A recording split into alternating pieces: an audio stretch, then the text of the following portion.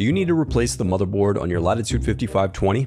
Well, I'm going to show you how. Also, you can click the top right of the screen to find this part or tools or additional help on our website. Now that that's out of the way, let's jump into it. First, unscrew the bottom base cover. Then use a plastic scribe and/or your fingers to pry apart the bottom base cover. Then disconnect the battery. Now to remove the 3-cell battery, just unscrew and remove it. And if you have the 4-cell battery, there's one additional screw that you will take out before you remove it. Now pry apart the locking tabs to release and slide out the RAM. Now unscrew and slide out the 2230 NVMe solid-state drive. Then unscrew and slide out the 2280 NVMe SSD. Now unscrew and disconnect the cooling fan. There are two versions of this model, one with integrated video and one with discrete video, and each one has its own unique heatsink. And while they have different screw configurations, the removal process is the same for both. To do so, just unscrew and remove them.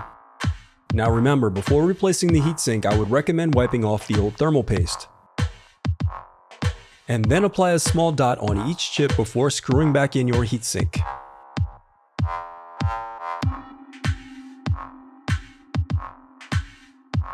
Now unscrew and remove the Wi-Fi bracket.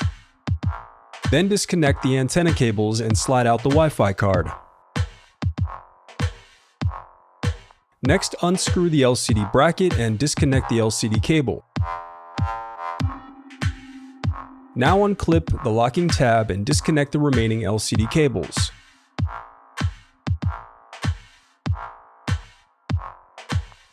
Disconnect the speaker cable. Now unscrew and remove the inner frame.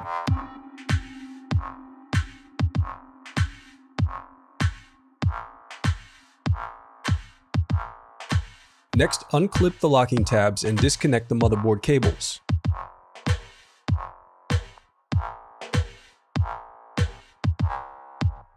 Now unscrew and turn over the motherboard.